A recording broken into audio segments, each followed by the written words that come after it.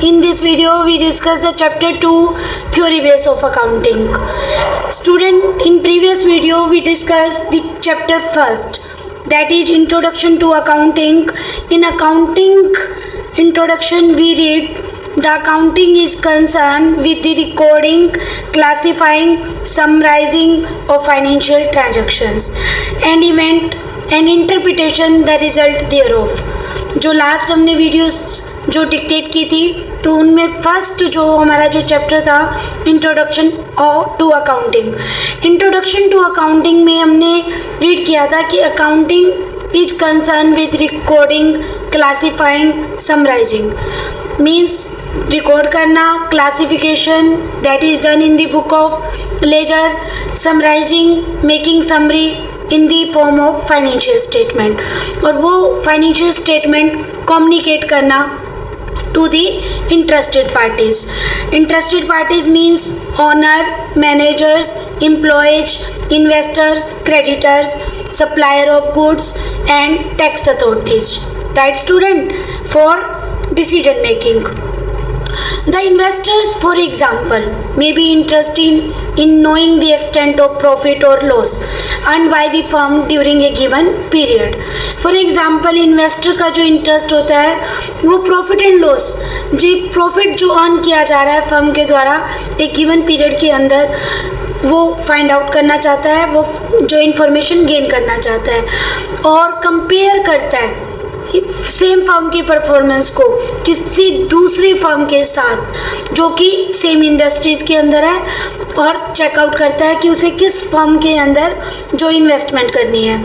The supplier of credit से banker may in addition be interested in liquidity position of the enterprises.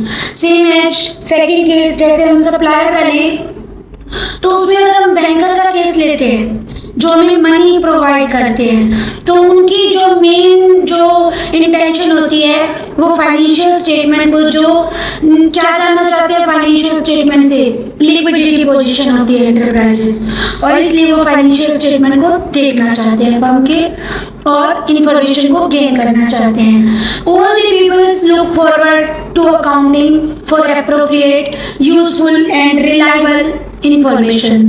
तो सभी जो हमारी interested parties हैं वो अकाउंटिंग को किस लिए, मीन्स फाइनेंशियल स्टेटमेंट को किस लिए जो है देखना चाहेंगे, क्योंकि उन्हें बहुत सी यूजफुल रिलायबल इंफॉर्मेशन गेन होती है. Right student? For making the accounting informations meaningful to the internal and external user, it is important that such information is reliable as well as comparable. हमने जो प्रीवियस वीडियोस में ये discuss किया था कि कुछ क्वालिटेटिव कैरेक्टरिस्टिक्स होनी चाहिए हमारे फाइनेंशियल जो स्टेटमेंट में, जैसे हमें जो रीड की थी रिलायबल, कंपेरेबल, अंडरस्टैंडेबल होनी चाहिए ताकि हम जो फर्म का इंटर फर्म कंपैरिजन कर सके, जो कि एक फर्म का दूसरी फर्म के साथ कंपैरिजन किया जाता है सेम इंडस्ट्रीज के अंदर, और intra firm comparison means firm का प्रीवियस ईयर जो है फाइनेंशियल स्टेटमेंट है उनके साथ जो है कंपैरिजन करना, इंटर फर्म कंपैरिजन और इंटर पीरियड कंपैरिजन, ताकि फर्म की जो है परफॉर्मेंस को कंपेयर किया जाए, मेजरमेंट किया जाए. This become possible only if the information provided by the financial statement is based on consistent accounting policies, principles and practices. और ये तभी जो है पॉसिबल है जब हमारे पास जो इन्फॉर्मेशन है फाइनेंशियल स्टेटमेंट की वो किस पर बेस्ड हो, कुछ कंसिस्टेंट अकाउंटिंग पॉलिसीज के ऊपर, प्रिंसिपल्स के ऊपर, प्रैक्टिस के ऊपर, कि जो पॉलिसीज, प्रिंसिपल और प्रैक्टिसेस बिजनेस में यूज की जा रही है प्रीवियस ईयर में भी सेम वही यूज होनी चाहिए. Such consistency is required throughout the process of identifications, event and transactions to be accounting for, measuring them, communicating in the book of account, summarizing the result thereof and reporting them to the interested parties. जो हमारे जो data identification से जो transaction start होती हैं उसके बाद recording, classifying, communicating, summarising, सभी में जो है सेम प्रैक्टिसेस यूज होनी चाहिए। This calls for developing a proper theory base of accounting, और इसी की वजह से एक proper theory base of accounting जो है डेवलप किया गया। और इम्पोर्टेंस क्या है थ्योरी बेस्ड ऑफ अकाउंटिंग कि सेम प्रिंसिपल, सेम पॉलिसीज को यूज करना over by year. The importance of accounting theory need not to be overemphasized, as no discipline can develop without a sound theoretical base. The theory base of accounting consists of principle, concept, rules, and guidelines developed over a period of time to bring uniformity and consistency to the process of accounting, to enhance the utility of different users of accounting informations. जो accounting theory है need not to be overemphasized, as no discipline can develop without a sound theoretical base. जब तक हमारे accounting का एक sound theoretical base नहीं होगा तब तक उसकी importance जो नहीं होगी। और theory base of accounting consist करता है क्योंकि इसमें प्रिंसिपल्स होते हैं, कॉन्सेप्ट्स होते हैं, रूल्स, गाइडलाइंस होती हैं जो कि डेवलप की गई हैं पीरियड ऑफ टाइम से। जो है बिजनेस जो लोग कर रहे हैं तो उन्होंने जो एक्सपीरियंस से गेन किया, डेवलप की गई ये गाइडलाइंस होती हैं जिससे कि हमारे जो अकाउंटिंग इंफॉर्मेशन जो रिपोर्ट्स होती हैं उनसे यूनिफॉर्मिटी आती है, कंसिस्टेंसी आती है, जिससे कि इंटरेस्टेड पार्टीज के लिए वो इंफॉर्मेशन और भी यूजफुल हो जाती है। Right student? Now next, apart from these the institute of chartered accountants of India in the country has issued accounting standards are expected to be uniformity. इनके साथ साथ जो हमारे institutes of chartered accountants of India ने कुछ standard को भी develop किया है अकाउंटिंग पॉलिसीज के, जिससे कि हमारे जो है इंफॉर्मेशंस और भी यूनिफॉर्म बन जाए, जिसमें उसमें कंसिस्टेंसी आए अकाउंटिंग प्रैक्टिस में। और these discuss in the chapter 1 by 1. First, we have discussed the meaning of generally accepted accounting principle (GAAP). In order to maintain uniformity and consistency in accounting records, certain rules or principle have been developed. हमारे accounting में जो है accounting information में uniformity लाने के लिए, consistency लाने के लिए कुछ रूल्स और प्रिंसिपल जो कि डेवलप किए गए हैं हमारे रिसर्चर्स के द्वारा, और वो जो है सभी प्रोफेशंस जो अकाउंटिंग प्रोफेशंस के अंदर यूज किए जाते हैं उन प्रिंसिपल्स को सभी अकाउंटिंग प्रोफेशन ने एक्सेप्ट किया है और वो जनरली एक्सेप्टेड अकाउंटिंग प्रिंसिपल्स है। उसके अंदर जो है कुछ principles, concept, convention, postulates, assumptions और मॉडिफाइड प्रिंसिपल्स भी हैं। मॉडिफाइड प्रिंसिपल मीन्स ये नहीं है कि जो पास्ट में डेवलप किए गए वो सेम प्रिंसिपल फॉलो हो रहे हैं, नो, उनमें टाइम टू टाइम मॉडिफिकेशन भी किया जाता है। The term principles has been defined by AICPA means a general law or rule adopted or processed as a guide or actions, a settled ground or basis of conduct or practice. कि generally means in general manner, कि in all cases, all occasions, it is applied in every organizations.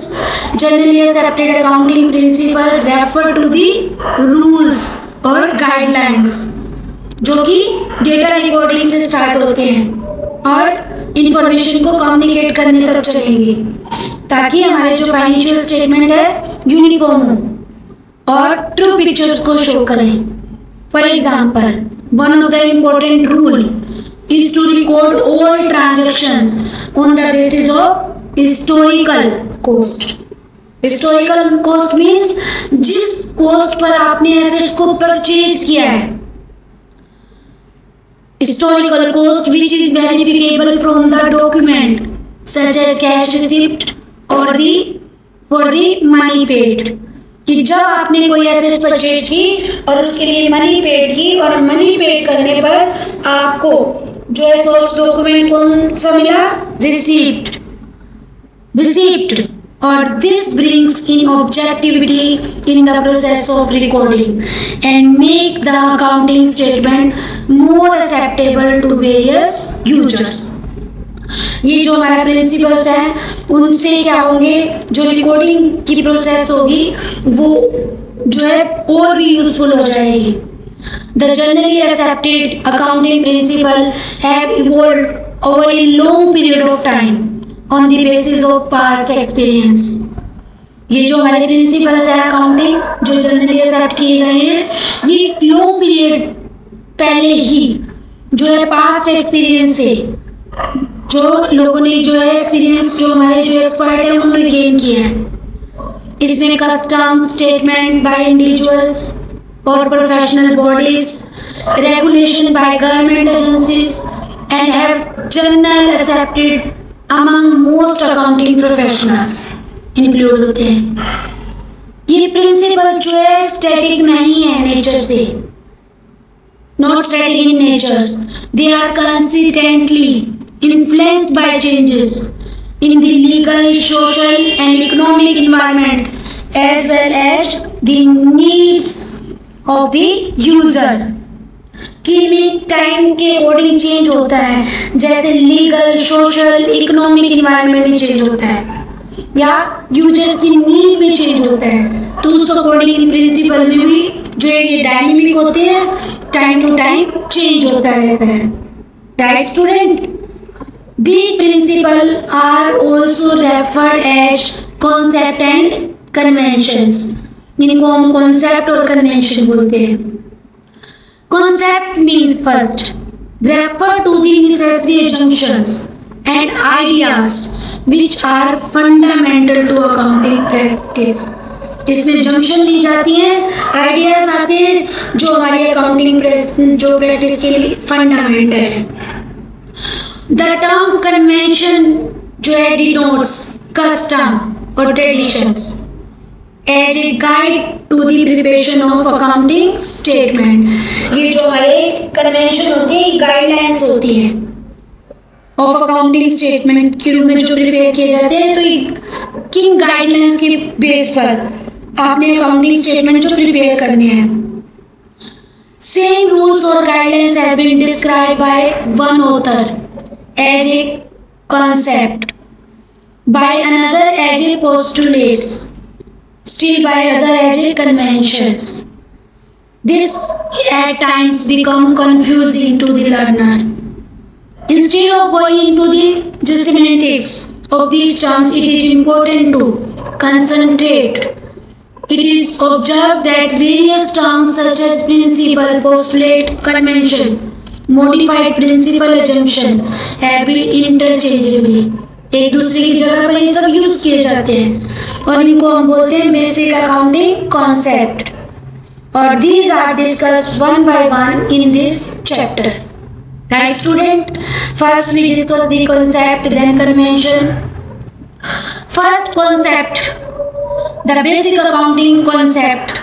कोई हमने fundamental ideas और basic assumptions, theory and practice of financial accounting या broad working rules of all financial activities जो कि develop की गई है हमारी अकाउंटिंग प्रोफेशंस के द्वारा. इनमें जो है concept have been listed as below. First, business entity, money measurement, going concern concept, accounting period, cost concept, dual aspect, revenue recognitions, means जिसको हम realization भी बोलते हैं, matching principles, full disclosures, consistency, conservatism, जिसको prudence भी name दिया जाता है, materiality, objectivity, and we discuss one by one all these concept. First, business entity concept. Right student, first we discuss the business entity concept. In business entity concept, we assume in this concept, first we assume our business is separate from its owner. हम business को owner से separate मानते हैं because these are two separate entities. And keeping in this view, when a person brings some money as capital into the business, जब कोई business में owner जो है कैपिटल इन्वेस्ट करता है तो हम क्या ट्रीट करते हैं कि business is separate from its owner. क्यों? तब हम उसकी कैपिटल को एज ए लायबिलिटी ट्रीट करते हैं बिजनेस के लिए, ठीक है, और उसको हम लायबिलिटी साइड में नोट करते हैं। हियर वन सेपरेट एंटिटी हमने मानी है कि ओनर है और सेकंड जो है बिजनेस यूनिट है। Owner is assumed to be giving money, जो मनी दे रहा है, और अदर डिस्टिंक्ट जो एंटिटी है वो हमारी बिजनेस यूनिट है। तो दोनों को हमने सेपरेट माना। मेन पर्पस क्या था कि जो कैपिटल है जो इन्वेस्ट किया उन्होंने उसको एज ए लायबिलिटी माना जाए, उसको उस कैपिटल के ऊपर ओनर को इंटरेस्ट दिया जाए।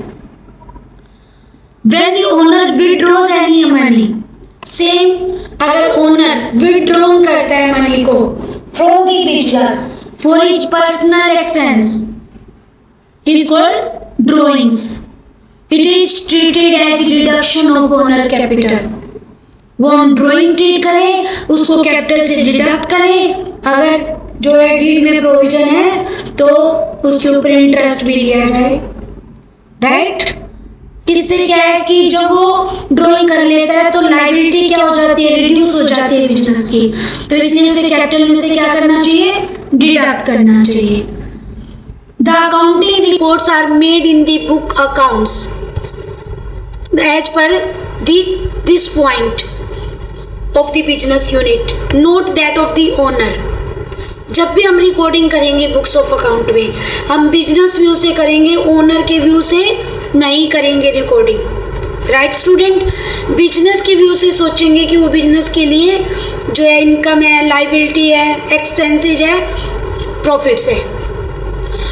The personal assets and liability of the owner are not consider while recording and reporting the assets and liability of the business। हम उसे बिजनेस की लाइबिलिटी से सेपरेट रखेंगे, बिजनेस की एसेट से ओनर की एसेट्स और लाइबिलिटी को सेपरेट रखेंगे। पर्सनल ट्रांजैक्शंस बुक्स में बिजनेस की रिकॉर्ड नहीं की जाएंगी अनलेस इट इन्वॉल्व्स इनफ्लोज और आउटफ्लोज ऑफ बिजनेस फंड। हम केवल जो है इस प्रिंसिपल, इस कॉन्सेप्ट के बेस पर जो बिजनेस की इनकम है जिनमें बिजनेस में इनफ्लोज और आउटफ्लोज होते हैं, केवल वही नोट करेंगे, right student. First, business entity concept means business is separate from its owner. On the basis of this assumption, we write depreciation in the books of account. We charge depreciation in the books of accounts on the assets, right student. इसी base पर हम क्या करते हैं, depreciation लगाते हैं assets पर। Business के लिए वो एक्सपेंस ट्रीट होता है और उसे हम प्रॉफिट एंड लॉस की डेबिट में नोट करते हैं। And now we come to the next concept, money measurement concept. The concept of money measurement states that only those transactions only those transactions and happenings in an organization which can be expressed in terms of money, such as sale of goods or payment of expenses or receipt of income, etc., are to be recorded in the books of account। कि वो सब transaction जिनको हम money terms में express कर सकते हैं, for example जैसे गुड सेल की तो मनी रिसीप्ट की, एक्सपेंसेस की पेमेंट की, इनकम की रिसीप्ट हुई, तो ये सब ट्रांजैक्शन जो है हम बुक्स में रिकॉर्ड करेंगे। जिन भी ट्रांजैक्शन को हम मनी में जो है एक्सप्रेस नहीं कर सकते उन्हें हम बुक्स में नोट डाउन नहीं करेंगे। For example, appointment of a manager, capabilities of its human resource, या रिसर्च डिपार्टमेंट की क्रिएटिविटी, ये सब जो है नोट नहीं की जाएंगी बुक्स में, because we can not express in all those transaction in the form of money. जबकि ये बिजनेस पे इफेक्ट करती हूँ तब भी इन्हें नोट नहीं कर सकते, क्योंकि इन ट्रांजैक्शन को हम मनी में एक्सप्रेस नहीं कर सकते। Right student, another important aspect of the concept of money measurement is that it records of the transaction are to be kept not in the physical unit but in the monetary unit। हम ये right नहीं करते कि हमारे पास 2 एकड़ land है, हमारे पास office building है, 10 रूम्स है, 30 पर्सनल कंप्यूटर है, 30 ऑफिस चेयर्स हैं, टेबल्स हैं, एटसेट्रा। जो फिजिकल क्वांटिटीज़ में हैं उन्हें हम नोट नहीं करेंगे। हम मनी वैल्यूज़ में जब इनको फाइंड आउट कर सकते हो तभी नोट करेंगे। फॉर एग्ज़ाम्पल, इफ़ वी से कि हमारे बिजनेस के अंदर जो लैंड है वो 2 करोड़, बिल्डिंग है 1 crore, computer 15 lakh, chair table 2 lakh, raw material 33 lakh and finish good 4 lakh. Then as according accounting purpose we write all these transaction in the books of account in which is in monetary terms। Right student, कि monetary में होंगे तो हम note करेंगे, हम physical quantity में हमारे पास है तो उन्हें नोट नहीं करेंगे। All transaction which are recorded in rupees and paises that right in the books of account. Money measurement assumption is not free from limitation। Right है कि इसमें लिमिटेशन से ये फ्री नहीं है, क्योंकि प्राइस चेंजेस होते हैं, इन्फ्लेशन होता है जब इकोनॉमी के अंदर, मनी की जो वैल्यू है वो सेम नहीं रहती over period of time. The value of rupee today on account of rise in price is much less than what it was say 10 year back। 10 साल पहले जो मनी की वैल्यू थी वो मनी की वैल्यू आज नहीं है, चेंज हुई है, इंक्रीज हो चुकी है इन्फ्लेशन की वजह से। तो मनी मेजरमेंट के अंदर ये लिमिटेशन है। If in your exam write the limitation of money measurement assumption, write this point कि it ignores price inflation, it ignores inflation, changes is price not recorded in according to this concept।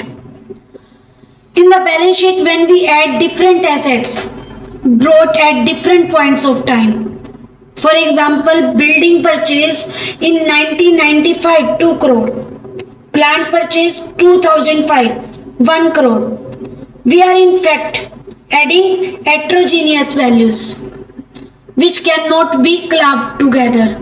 अलग अलग है दोनों unit, उनको हम combine नहीं कर सकते। As the change in the value of money is not reflected in the books of account, books of account हमारी जो है इन वैल्यूज को रिफ्लेक्ट नहीं करता। तो ये ट्रू और फेयर व्यू जो है बिजनेस अफेयर्स का एंटरप्राइजेस की शो नहीं करता। बट this is concept कि write all these transaction on the basis of money measurement।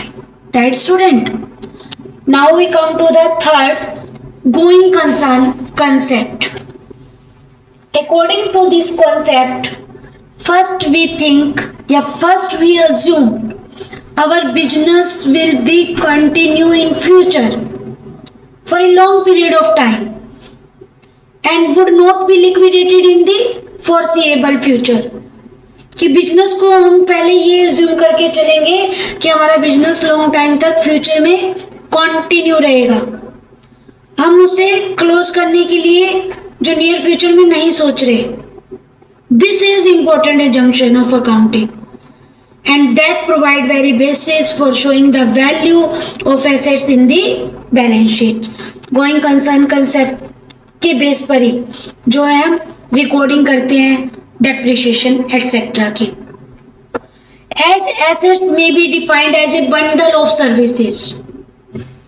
When we purchase an assets, for example, computer for rupees 50,000, but we are buying really is the service of the computer that we shall be getting over its estimated lifespan, say 5 years. हम computer purchase कर रहे हैं, but हम कहने को तो कहेंगे कि हम पर्सनल कंप्यूटर परचेज कर रहे हैं, बट हम उसकी सर्विस को परचेज करते हैं कि कंप्यूटर जो है उसकी जो लाइफ स्पेन है, फॉर एग्जाम्पल हम यहाँ पर एस्टिमेट लगाते हैं 5 years. It will not be fair to charge the whole amount of 50,000 from the revenue of the year in which the assets is purchased. 50,000 की अमाउंट को जिस ईयर परचेज किया गया है, अगर पूरी अमाउंट को जो है एज ए चार्ज मानकर P&L अकाउंट में एक्सपेंस शो कर दिया जाएगा, तो उस साल क्या होंगे, लॉस ही होंगे या जो प्रॉफिट्स होंगे वो कम हो जाएंगे. सो ये फेयर नहीं है.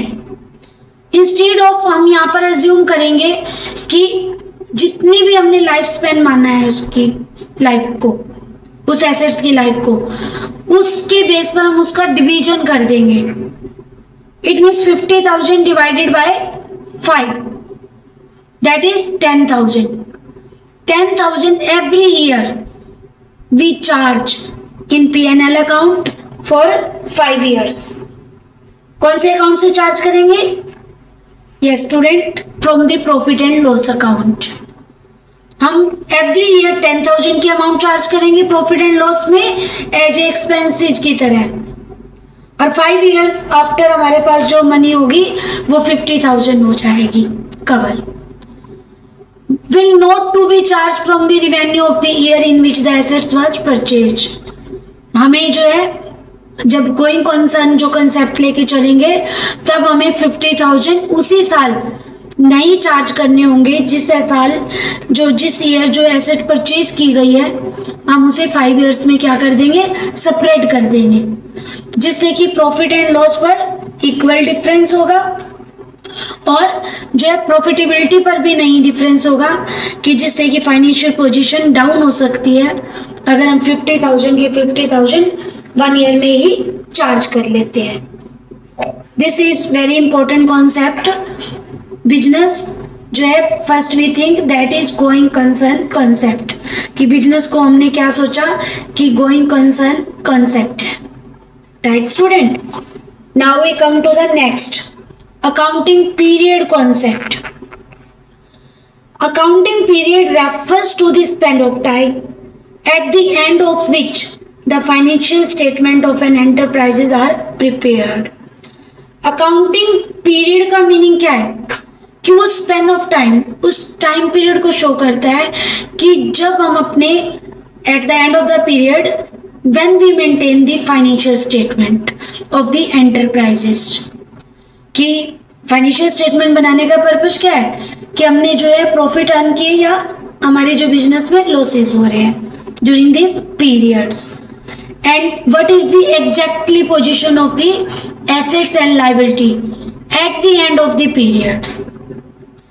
बिजनेस के प्रॉफिट और लॉस की कंडीशन और फाइनेंशियल पोजीशन जो कि पीरियड के एंड में क्या है, ये फाइंड आउट करने के लिए हम फाइनेंशियल स्टेटमेंट बनाते हैं.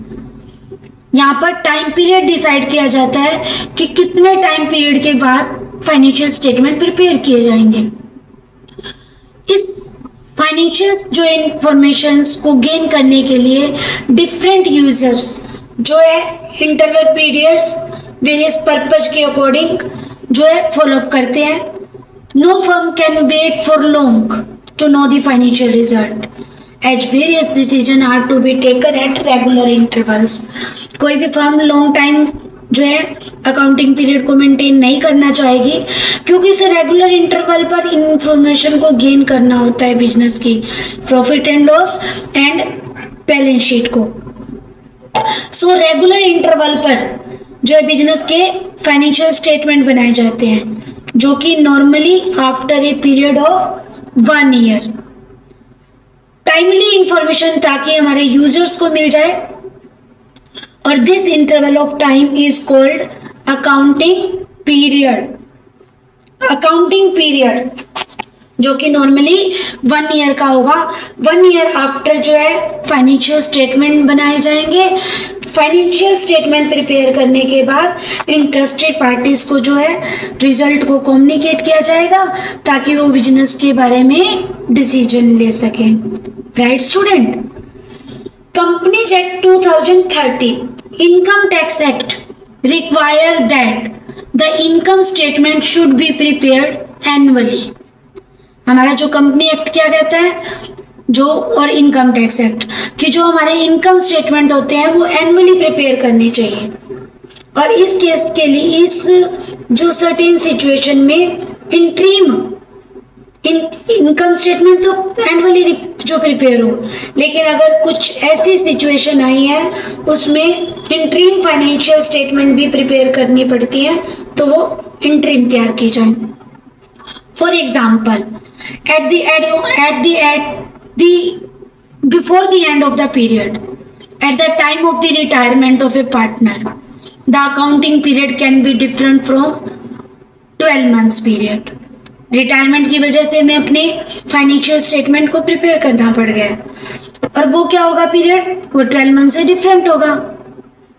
Apart from these companies whose shares are listed on the stock exchange, जिन कंपनीज के शेयर स्टॉक एक्सचेंज में लिस्टेड होते हैं उनको जो अपनी रिपोर्ट्स होती हैं फाइनेंशियल वो पब्लिश करनी पड़ती है quarterly. Quarterly means after 3 months. It means 1 year में 4 टाइम्स, एक साल में 4 टाइम्स जो है फाइनेंशियल रिपोर्ट तैयार करनी पड़ती है to check out the profitability and financial position at the end of every 3 months period. हर 3 मंथ के पीरियड पर जो उन्हें फाइनेंशियल रिपोर्ट तैयार करनी पड़ती है कि बिजनेस की प्रॉफिटेबिलिटी और फाइनेंशियल रिपोर्ट कैसे, क्या पोजीशन चल रही है प्रॉफिटेबिलिटी और फाइनेंशियल रिपोर्ट्स की। Right student? इस तरह जो हमने अकाउंटिंग पीरियड कॉन्सेप्ट किया, अब कंपनीज एक्ट ने जो 2013 है फिक्स कर दिया है कि बिजनेस के अंदर जो अकाउंटिंग पीरियड रहेगा 1 अप्रैल से स्टार्ट होगा ऑफ दिस सेम करंट जो ईयर एंड नेक्स्ट जो year 31st March up to 31st March. For example, if accounting period start 1st April 2022, then it will end on 31st March 2023. Fixed for 12 month. Some manufacturing जो concern होती है उनका accounting period 15 months का भी होता है, 18 months का भी होता है, but as according company act जो बिजनेस का जो अकाउंटिंग पीरियड है वो start from 1st April and next जो है पीरियड उसके 31st मार्च तक होगा।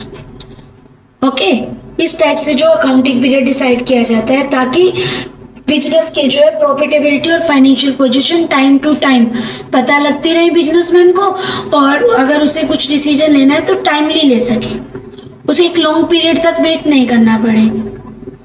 तो accounting period concept means importance of time period and making financial statement after a time period to find out the profitability and financial position of the business. These are the basic concept we discuss in this video, and next video we discuss the next concept. आप जो है next video में जो concept होंगे वो हम discuss करेंगे, उनको जो है अच्छे से हम जो डिक्टेट करेंगे और आप उन्हें देख सकते हो, उन्हें समझ सकते हो। अब जो इन कॉन्सेप्ट के बेस पर आपका जो understanding, test your understanding first, इसको जो है सॉल्व करने के लिए जो है कोशिश करेंगे। और if you have any doubt then tell me in comment box, then write in the comment box. If you find that this video is very useful to us, useful to you, then share with your friends. Thank you and have a nice day.